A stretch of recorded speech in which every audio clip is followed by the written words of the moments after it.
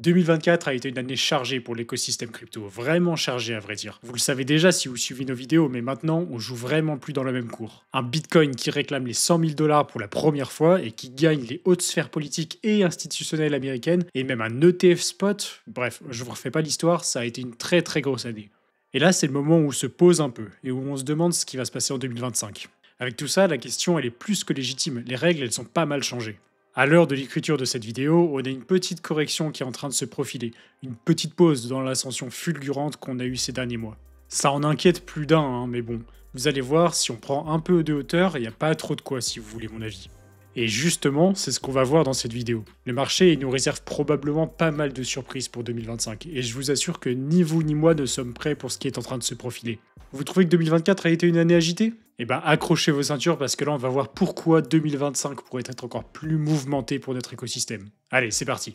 L'une des nouvelles qui a fait le plus de vagues, c'est évidemment la constitution d'une réserve stratégique en Bitcoin par les États-Unis. Alors pour le moment, on en est qu'au stade de promesse de campagne. Donald Trump, il a même pas encore investi le bureau ovale. Là, il n'y a pas 50 solutions. Soit une réserve stratégique arrive en 2025, soit elle n'arrive pas.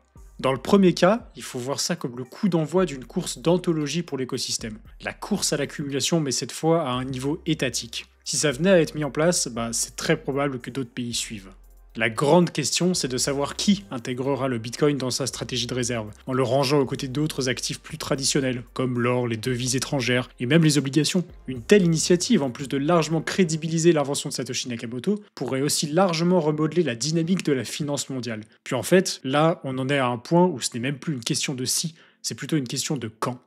Récemment, on a le prince Philippe de Serbie qui disait que des réserves stratégiques en Bitcoin étaient déjà en cours de constitution dans l'ombre. Ça serait pas étonnant, et en fait, c'est même plutôt classique. La plupart des États, ils évitent en général ce genre d'annonce, pour la simple et bonne raison que ça produit énormément de volatilité. Déjà sur des marchés très capitalisés, mais alors imaginez sur des marchés comme celui des cryptos.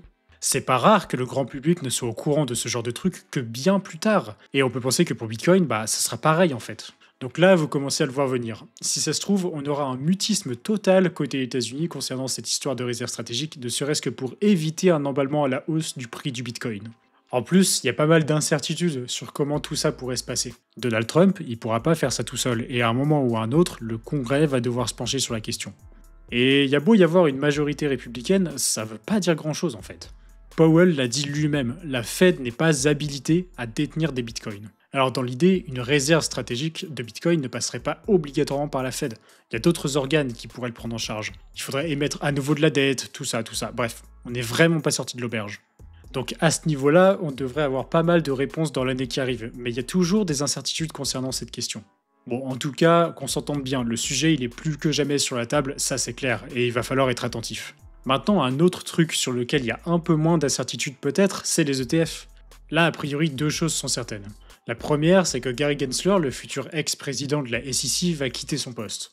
Pour rappel, c'est lui, entre autres, qui menait une guerre sans relâche contre notre écosystème du côté des États-Unis. D'un autre côté, on sait maintenant que les ETF crypto en spot, ils ont du potentiel. Le crash test, il a été effectué entre celui de Bitcoin et celui d'Ethereum. Maintenant, on le sait, c'est un succès. Alors certes, l'ETF Ether, il a fait un peu moins de bruit pour certaines raisons, mais même, c'est assez probable que d'autres ETF pour d'autres cryptos soient approuvés dans l'année qui arrive. Évidemment, les candidats sont nombreux, mais si vous voulez mon avis, on connaît déjà les plus probables. Forcément, Solana, déjà parce que c'est l'une des cryptos phares de ce bull run, et ensuite parce que les gros de Wall Street avaient déjà déposé des demandes en ce sens auprès de la SEC. Alors certes, cette dernière a tout refusé début décembre, on dirait bien qu'ils vont devoir attendre, mais en tout cas, ça a l'air d'être dans les tuyaux. Dans le même genre, on pourrait aussi voir apparaître des ETF pour des cryptos régulés aux États-Unis, comme devrait prochainement l'être le ADA de Cardano et le XRP de Ripple par exemple, pourquoi pas. D'autant que ce dernier a eu un engouement énorme récemment avec toutes les déclarations qu'on a eues outre-Atlantique. Enfin, pourquoi pas un ETF sur le Dogecoin après tout, allons-y. On pourrait avoir un rapprochement inédit entre Elon Musk, fervent défenseur du coin chien, et la hype des meme coins dont il pourrait servir d'ambassadeur auprès de la grosse finance. Ça pourrait faire sens. C'est que de la spéculation, on n'en sait rien en réalité. Surtout qu'il faut bien se dire un truc, les cryptos et leur réglementation, c'est pas vraiment une urgence pour l'administration entrante, et c'est bien normal. Pour revenir un peu sur cette histoire de réserve, certes on parle souvent des États, mais on oublie un peu trop vite les entreprises. Je vous en avais déjà parlé dans notre vidéo sur les actions crypto à surveiller, mais MicroStrategy, il commence à donner des idées aux grands patrons de la planète. Plusieurs chefs d'entreprise commencent à annoncer par-ci par-là la constitution d'une réserve stratégique en Bitcoin, et cette tendance pourrait bien s'accélérer en 2025. Là, il faut être attentif et aller chercher les opportunités. Pour ceux qui s'en souviennent, je vous avais parlé de Rumble, cette société américaine qui fait un peu la même chose que Twitch, mais qui avait annoncé la constitution d'une réserve en Bitcoin. Depuis, la boîte elle a annoncé un investissement de 750 millions de dollars de la part de, roulement de tambour, Tether. Rien que ça. Autant vous dire que ça a eu un effet plutôt positif sur le cours de l'action qui a extrêmement bien performé depuis tout ça. Et probablement que d'autres vont suivre. En fait, ça y est, Saylor il a ouvert la voie. Maintenant, mélanger crypto et finance traditionnelle, ce sera plus si exotique que ça. Ça deviendra même une évidence pour certains, et il y a fort à parier que Bitcoin se retrouve dans le bilan de pas mal de nouvelles entreprises d'ici la fin de l'année prochaine. Maintenant, on va parler un peu des hypes et des trends qui commencent petit à petit à émerger. En 2025, on pourrait voir apparaître de nouveaux projets assez novateurs du côté de la blockchain et des cryptos. Alors l'idée, évidemment, c'est pas de tout développer, mais plutôt de faire une liste non exhaustive des secteurs vers lesquels il pourrait être intéressant de regarder dans les mois à venir. Disons-le, il y en a pas mal, et si vous voulez des précisions sur l'un d'eux en particulier, n'hésitez pas à me l'écrire en commentaire, je pourrais toujours voir pour vous faire une vidéo dessus. Déjà, c'est difficile de passer à côté de l'IA cette année, et particulièrement de l'IA décentralisée. Il y a pas mal de projets qui se sont lancés en ce sens car il y a de vraies problématiques. Que ce soit au niveau de la décentralisation des données, de l'opacité des algorithmes, ou bien même des monopoles des grosses boîtes traditionnelles, c'est plus que jamais un sujet, et c'est probable qu'on en entende encore beaucoup parler en 2025. Dans le même secteur, il y a aussi les agents IA. En gros, c'est des petits programmes intelligents qui fonctionnent de manière autonome. Leur mission, c'est d'exécuter des tâches comme surveiller les marchés par exemple pour trader automatiquement, gérer vos wallets ou même participer à des votes dans des systèmes décentralisés. L'idée, c'est d'automatiser et de rendre plus efficace tout ce qui se passe dans l'univers des cryptos, tout en garantissant confidentialité et sécurité grâce à la blockchain. Faut bien voir que les possibilités sont vraiment énormes, et pareil, si une vidéo sur le sujet vous intéresse, n'hésitez pas à me le faire savoir. Un truc qui commence à faire un peu de bruit aussi, c'est le développement de la DeFi, mais sur Bitcoin cette fois. Que ce soit du côté de projets comme Stacks, Babylon ou même CoreDAO, on voit bien que certains essaient de propulser l'invention de Satoshi Nakamoto à la vitesse supérieure. Avant, on devait compter sur des solutions centralisées pour envelopper nos bitcoins sur d'autres réseaux, comme Ethereum par exemple. Mais avec l'arrivée de ce genre de solution de seconde couche, la donne elle est en train de changer. Peut-être que 2025 sera l'année où la DeFi va enfin revenir, mais cette fois, ça va être sur Bitcoin. Un peu comme il s'était passé avec les NFT et les ordinals. Imaginez un peu, du yield sur vos précieuses pièces oranges, le tout sans prendre un risque de contrepartie en prêtant vos bitcoins à une entité centralisée. Ça fait envie, pas vrai? Affaire à suivre donc. Et évidemment, on peut pas passer à côté des RWA, les fameux Real World Assets. L'idée là, c'est de tokeniser des actifs du monde réel, comme des actions, des obligations, des métaux précieux, bref, je vous refais pas tout le topo. Avec BlackRock aux commandes de la locomotive, il y a vraiment moyen que ce secteur explose pas mal d'ici l'année qui arrive. Bon, maintenant, on arrive au moment des prédictions. Fin d'année oblige, tout le monde sort sa petite boule de cristal pour essayer d'estimer le prix que Bitcoin va atteindre en 2025. Alors là, il y en a pour tous les goûts. Certains sont plutôt raisonnables, à l'image de CoinShares, qui prédit un Bitcoin entre 80 000 et 150 000 dollars en 2025, quand d'autres sont un peu plus optimistes, à l'image de Galaxy Digital par exemple, qui voit plutôt notre pièce orange autour des 185 000 dollars. Puis il y en a d'autres qui sont beaucoup moins raisonnables, comme Samson Mow par exemple, une figure bien connue de l'écosystème, qui nous prédit un Bitcoin à 1 million de dollars d'ici la fin de l'année prochaine. Pas mal, hein?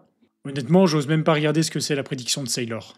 À vrai dire, il y a de tout, comme d'hab, mais beaucoup d'analystes s'accordent sur un chiffre oscillant entre 150 000 et 200 000 dollars. Ça paraît pas si inatteignable dit comme ça.